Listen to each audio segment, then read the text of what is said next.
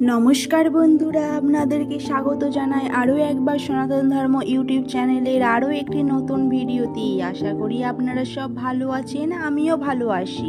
আপনারা কি আপনার কন্যা সন্তানের জন্য 2 অক্ষর দিয়ে নাম খুঁজছেন? তাহলে আর কোথাও যাওয়ার দরকার নেই, কারণ আপনাদের এই বন্ধু তথা সনাতন ধর্ম ইউটিউব চ্যানেল নিয়ে এসছে আপনার কন্যা সন্তানের জন্য 2 অক্ষর দিয়ে সুন্দর সুন্দর নাম, এবং রয়েছে তার সঙ্গে তার যথার্থ অর্থ। আশা রাখি ভিডিওটি আপনার অবশ্যই পছন্দ হবে। তো ভিডিও শুরুর আগে আমার একটি আবেদন আপনাদের কাছে, ভিডিওটি স্কিপ না করে সম্পূর্ণ দেখবেন। দেখে যদি ভালো লেগে থাকে লাইক শেয়ার সাবস্ক্রাইব করতে ভুলবেন না, এবং কোন নামটি আপনার অধিক পছন্দ হয়েছে সেটিও জানাবেন, কারণ পরবর্তীকালে পছন্দ অনুযায়ী আরও নাম নিয়ে উপস্থিত হতে পারবো। তো চলুন বেশি দেরি না করে ভিডিওটি শুরু করা যাক। ভিডিওতে আজকে যেই প্রথম নামটি রয়েছে সেটি হলো কায়া, যার অর্থ হলো অভিজাত সত্তা। এর পরবর্তী নাম হলো ধৈর্যা, যার অর্থ হলো ধৈর্যশীল। তারপর ত্রিনা, যার অর্থ হলো সবুজ কমলতার সম্পন্না। এর পরবর্তী নাম হলো রীতি, যার অর্থ হলো সততার অধিকারিণী। এরপর তৃপ্তি, যার অর্থ সন্তুষ্টি। তারপর ঋতিকা, যার অর্থ হলো সংস্কৃত নিষ্ঠা। তারপর প্রিয়া, যিনি সকলের প্রিয়। এর পরবর্তী নাম হলো যুক্তি, যার অর্থ হলো বুদ্ধি বা চিন্তা শক্তি।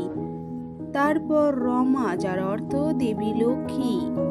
এর পরবর্তী নাম হলো মোক্ষা, যার অর্থ হলো মুক্তি বা পরিত্রাণ।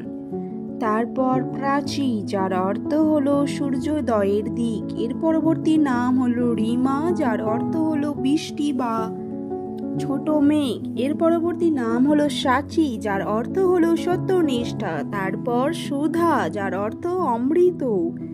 এর পরবর্তী নাম হলো রুষা, যার অর্থ হলো উদ্যমী বা প্রচন্ড আগ্রহী। এরপর স্নিগ্ধা, যার অর্থ কোমল ও মধুর। এর পরবর্তী নাম হলো ধ্বনি, যার অর্থ হলো মধুর স্বর। তারপর রম্ভা, যার অর্থ হলো সুন্দরী বা মাধুর্যময়ী। এর পরবর্তী নাম হলো স্নেহা, যার অর্থ হলো ভালোবাসা পূর্ণ। তারপর সৌমিয়া, যার অর্থ হলো মৃদুভাষী ও নম্র। এর পরবর্তী নাম হলো হিয়া, যার অর্থ হলো ভালোবাসা। তারপর পরি, যার অর্থ রূপকথার মেয়ে। এর পরবর্তী নাম হলো দিয়া, যার অর্থ হলো প্রদীপ।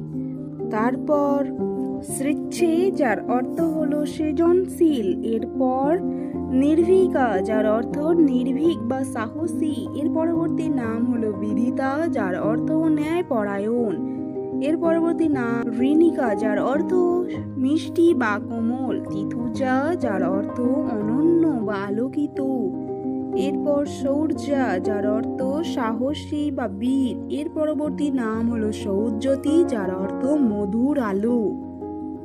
এর পরবর্তী নাম হলো লোপা, যার অর্থ হলো প্রাণবন্ত বা চঞ্চল। আজকের শেষ এবং অন্তিম নাম হলো পূর্ণা, যার অর্থ পূর্ণতা বা সমৃদ্ধি।